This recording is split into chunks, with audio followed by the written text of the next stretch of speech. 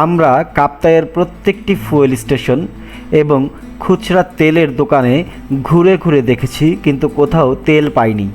অবশেষে আমরা সিদ্ধান্ত নিলাম যতটুকু তেল অবশিষ্ট রয়েছে মোটরসাইকেলে সেটাকে আর না শেষ করে আমরা দ্রুত লেকশোর রিসোর্টে চলে যাই। কারণ এই আপহিল ডাউনহিলে যদি আমাদের মোটরসাইকেলে তেল না থাকে তাহলে এটাকে ঠেলে নিয়ে যাওয়া প্রায় অসম্ভব কাজ হবে। তাই সূর্য ডোবার আগেই আমরা ঠিক করেছি যে আমরা লেকশোর রিসোর্টে পৌঁছে যাব যতটুকু তেল আছে তার সাহায্যেই। এরপরে গিয়ে আমরা দরকার হয় মোটর বাইক ছাড়া বের হব সিএনজিতে করে তেলের খোঁজে।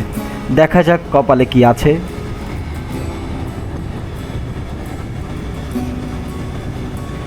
এখন আমরা যেই রাস্তাটি দিয়ে যাচ্ছি এই রাস্তাটি দিয়ে প্রচুর পরিমাণে বন্য পশু পাখি যাওয়া আসা করে, বিশেষ করে বন্য হাতি।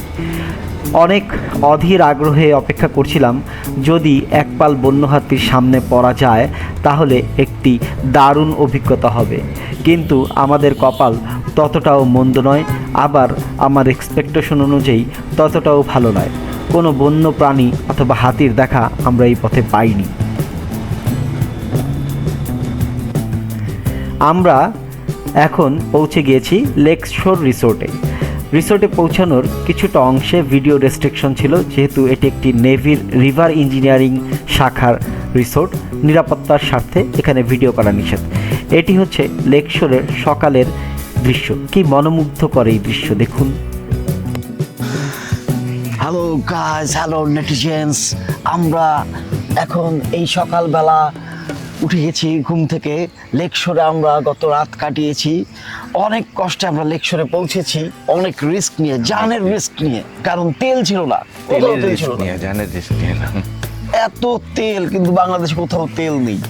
তো পরবর্তীতে কর্পোরেট অফিসে চলে গেছি, সবগুলো মানে তেলের পাম্পে ঘুরেছি, কিন্তু কোথাও তেল নেই। লোকাল দোকানগুলোতে ঘুরেছি, কোথাও তেল নেই। পরবর্তীতে আমরা অনেক রিস্ক নিয়ে লেকশোরে পৌঁছেছি। আল্লাহ মহান ছিল, আমাদের একদম শেষ তেলের বিন্দু থাকা অবস্থায় আমরা লেকশোরে শেষ পৌঁছেছি। বিন্দু তেল দিয়ে আমরা পৌঁছে গেছি। হ্যাঁ, হিমু ভাই, গতকাল রাতটা আপনার কাছে কেমন ছিল? আলহামদুলিল্লাহ। লেকশোরের খাবারটা কেমন ছিল? খাবারটা ছিল মোটামুটি ভালোই ছিল। আমরা যদিও গতকাল রাতে পুরো মাছের উপর চালিয়ে দিয়েছি, মাছে ভাতে বাঙালি, মাছে ভাতে বিডিএম। তো আমরা রুই মাছ খেয়েছি, রুই মাছের ভর্তা খেয়েছি, ডাল খেয়েছি, ভাত খেয়েছি, সাথে ছিল সালাদ, তারপর কাঁচামরিচের অভাব ছিল। রাইট, এখন আমরা এই লেকশোরটা এক্সপ্লোর করবো, চলুন আমাদের সাথে। করে দেখি, চলেন। এই রুমটাতে আমরা ছিলাম, এটার নাম হচ্ছে জল তরঙ্গ। ইয়াস, জল তরঙ্গ। তো এই যে পাহারাদার দুজন কুকুর, এটা হচ্ছে পাহারাদার। এই জল তরঙ্গের পিছনেই কাপ্তাই লেক। জল তরঙ্গের পিছনেই কাপ্তাই লেক, মানে খুব একটা হানিমুন সুইট ব্যাপার রয়েছে।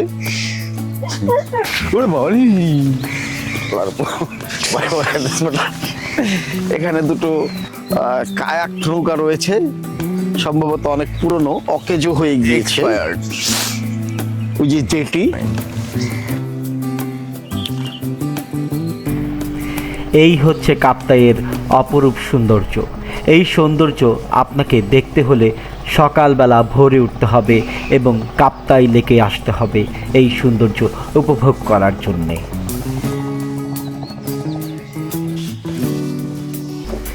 এখন আমরা কাপ্তাইয়ের এই ঝুলন্ত ব্রিজ পার হয়ে আমরা যাচ্ছি হেলিপ্যাডের দিকে।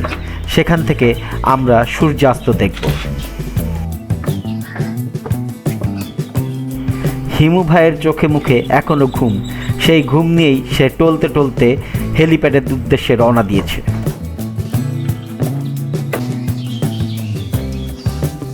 এই ব্রিজের পাশেই আমরা আমাদের মোটরসাইকেলগুলো পার্ক করে রেখেছি। হেলিপ্যাডে যাওয়ার আগে আমরা মোটরসাইকেলগুলোকে আরেকবার দেখে নিলাম।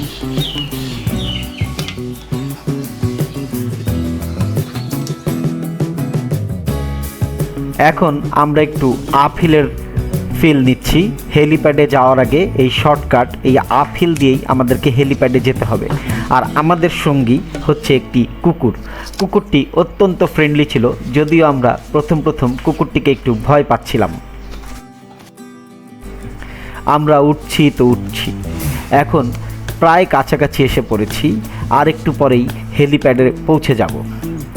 এই যে হেলিপ্যাডের রাস্তা, এই রাস্তা দিয়ে গেলেই আমরা হেলিপ্যাডে পৌঁছে যাব। তার আগে এখান থেকেই সূর্যটাকে দেখা যাচ্ছে, কি মায়াবী সূর্য, সত্যি খুব সুন্দর লাগছে। ক্যামেরাতে কেমন এসেছে তা তখন বুঝতে পারিনি, কিন্তু ক্যামেরার চাইতেও বাস্তবটা খুবই সুন্দর ছিল। এখন আর কোনো কথা নয়, শুধুই সৌন্দর্য উপভোগ। এখন আমাদের ফিল্ম শ্যুট চলছে, নায়কের মতো আমরাও এখন পোজ দিব। আমি দিয়েছি শাহরুখ খানের পোজ, এবার হিমু ভাইয়ের পালা। হিমু ভাই অত নায়কোচিত পোজ দিতে জানে না, সাধারণ পোজ দেয়, কাচ্চা খিলাড়ি হ্যায়। সবার শেষে মিঠুনদা মারবে এখানে, লাশ পড়বে শ্মশানে। হাসান ভাই এখন এখানে তার ফটোগ্রাফি অনুশীলন করছে। আমরা এখন একটা প্যানা শট নেব, প্যানা। আর ওইখানে কুকুরগুলা খুব মানে দুষ্টুমি করতেছে, এরা 4-5টা কুকুর আছে, খুবই দুষ্ট। আমরা প্রথমে ভয় পেয়েছিলাম, কিন্তু আসলে কুকুরগুলো খুবই ফ্রেন্ডলি। কুকুরগুলো এখনো দুষ্টুমি করেই চলছে, ওদের দুষ্টুমি আর শেষ হচ্ছে না। এবার আমরা বাকিটুকু এক্সপ্লোর করছি। এখানে একটি ফটো ফ্রেম দেওয়া রয়েছে, যারা এই ট্যুরিস্ট আসে তারা এখানে ছবি তুলতে পারে। এখান থেকে কাপ্তাই হ্রদের ভিউটা কিন্তু সত্যি অসাধারণ ছিল। আমি যখন এই ভিডিওটি করছি তখন একটি ট্রলার হ্রদের বুক চিরে এগিয়ে যাচ্ছে সামনের দিকে। এখানে বাচ্চাদের কিছু খেলনা ছিল, যেখানে স্লিপার এবং দোলনা ছিল, আকর্ষণীয় খেলনা। তো এখানে হিমু ভাই তার ছোটবেলায় ফিরে গিয়েছে স্লিপারে উঠে।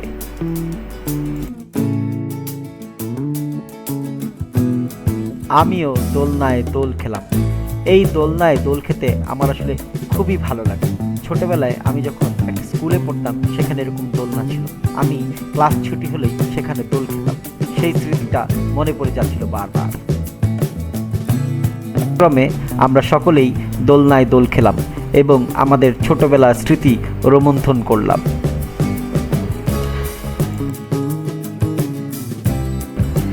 এখান থেকে কাপ্তাই হ্রদটা অনেক দূর দেখা যায়, একদম শান্ত, কোনো কোলাহল নেই। এই আনন্দটুকু নিতেই আমি একদম এই সাঁকো ধরে এগিয়ে গেলাম হ্রদের কাছাকাছি। আমি যেতেই দুটো পাখি যেন উড়ে আমাকে সাদর সম্ভাষণ জানালো। আমি এই প্রকৃতির নিস্তব্ধতার মাঝে কিছুক্ষণ কাটিয়ে দিলাম। এ এক অপূর্ব অনুভূতি। এরপরে আমরা তিনজন এখানে কিছুটা সময় কাটালাম এবং কিছু গল্প করলাম, হাসি খুশি। তারপরে আমরা চলে যাব রিসোর্টে। তার আগে এই নিস্তব্ধতাকে একটু অনুভব করে যাই।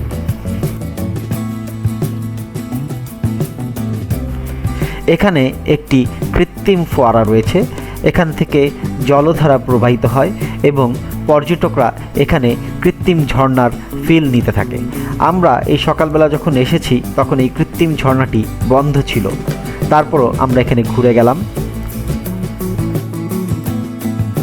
সবশেষে এই ঝর্ণার পাশে আমরা আবারও কিছুক্ষণ বসে সময় কাটালাম এবং এই কুকুরের দল আমাদের সাথে সাথেই ছিল।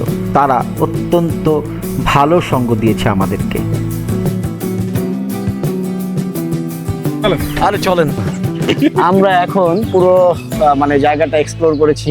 আমরা হেলিপ্যাডে গেলাম, আমরা তারপরে যেখানে আপনার সকালবেলা ওয়ার্ম আপ করা হয় সেখানে গেলাম। হ্যাঁ, সেখানে যাওয়ার পরে এখন আমরা কাপ্তাই লেকটাও দেখেছি বাইরে থেকে। তো এখন আমরা আবার রুমে চলে যাচ্ছি। এখন যে একটু ঘুমোবো, তারপর 9টার দিকে উঠে নাস্তা করব। এই ছিল লেকশোর রিসোর্ট কাপ্তাইয়ের। আপনারা এখানে আসতে পারেন, সুন্দর মনোরম পরিবেশ, আর্মিদের এবং নৌবাহিনীর পরিচালনায় এটা পরিচালিত হচ্ছে। দেখুন হিমু ভাই অবশ্য এর আগেও এসেছিল একবার, থার্ড টাইম ফ্যামিলি ট্যুরে। এটা হিমু ভাইয়ের থার্ড টাইম। আর মিঠুন দা আমাদের ফটোগ্রাফার। এটা জলসিঁড়ি রিসোর্ট, ওটা জলাঙ্গি, এবং এখানে মাঝখানে ক্যান্টিন। ক্যান্টিনের অপোজিটেই একটি কাপল দোলনা আছে। এখানে আপনারা যদি কাপলরা আসেন তাহলে দোল খেতে পারবেন। আজ এই পর্যন্তই, দেখা হবে আরেকটি এপিসোডে। ততক্ষণ পর্যন্ত যে যেখানে আছেন সুস্থ থাকুন, ভালো থাকুন। দেখা হবে আরেকটি এপিসোডে।